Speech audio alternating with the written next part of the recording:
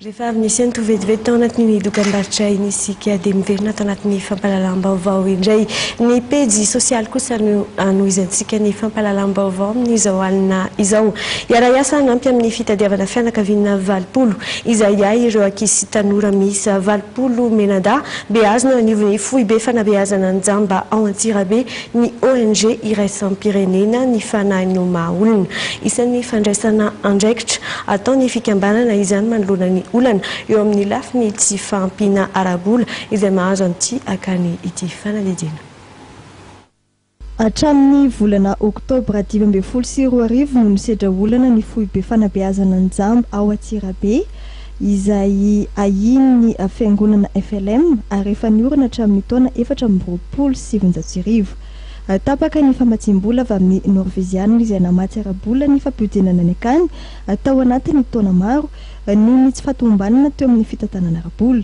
Raha 5 amin'izany ireo ankizy sy tanora beazina eo anivony akany dia nisa 26 izy ireo no tonga eny amin'ny foibe satria tsy ampy ny enti-manana eo am-pelantanana ray aman-dreny izay voatery miantoka ny sarandalana raha toka ny akany avokoa no nandray tanana mahatolo izany teo aloha. Ny fombatsim-bola moa zany sarotra rotiny ihany amin'ny vola amin'ny alalana comptabilité sy ny namany dia nisy tokoa izay fa tsy afelona nefa tsy nisy hoe halatra na hoe ohatr'izany fa nisy fitavozavozahana teo amin'ny comptable moa zany zay zany zavatra nisy teo. Ny fiantraikan'izay moa zany dia voalohany indrindra sahirana eo amin'ny sakafon'ny mpianatra eo no tena zavatra lehibe satria ankizy aman-jato no mianatra ao dia manarak'izay koa dia sahirana koa eo amin'ilay karaman'ny mpanabe zay zany no tena zava-misy. Eo amin'ny 300 tapitrisa ariarisa taona no teti-bola ilain'ny akany ahafahany manao fampiodinana araka ny tokony ho izy ity akany ity. Io teti-bola io no ahafahan'ny akany miantoka manontolo ny fandaniana rehetra mahakasika ny ankizy tsirairay.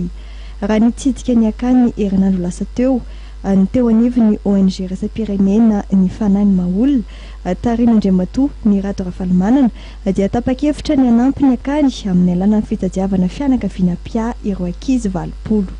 Ny zavatra anankiray koa no hoentin'ny fanahy maha-olona ho an'ny akan'ny fofazazany dia anentana 20 fianakaviana satria 20 ny totalin'ireo ankizy ireo izay mipetraka ao amin'ny akany dia anentana 20 fianakaviana ireo namako rehetrarehetra namana rehefa matsapitsika fa manana didy izay hiahy ny ankizy tsirairay avy.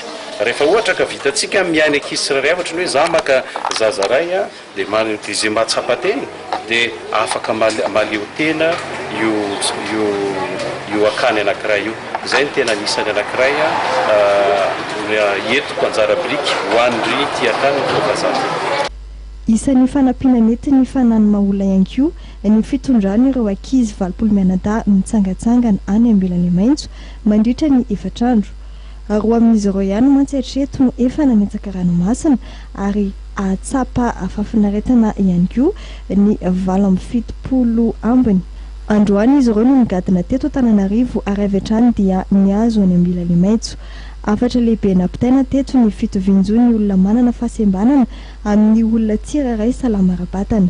Izy ireo izay afaka miatrika ny fampandrosoana toy ny olon-drehetra raha mahazo ny tohana eo amin'ny lafiny fanabeazana.